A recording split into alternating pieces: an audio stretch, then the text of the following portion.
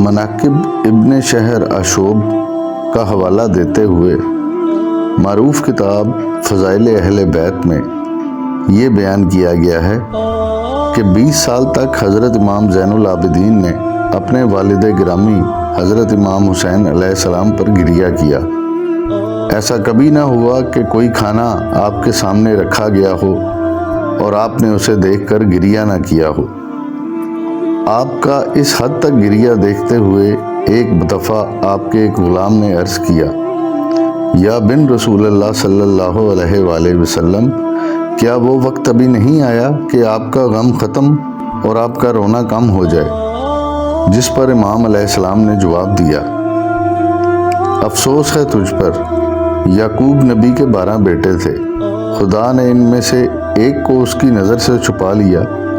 اس قدر اس پر روئے کہ آنکھیں نابینا ہو گئیں، اور غم کی وجہ سے سر کے بال سفید ہو گئے، اور غم کی وجہ سے کمر خم ہو گئی،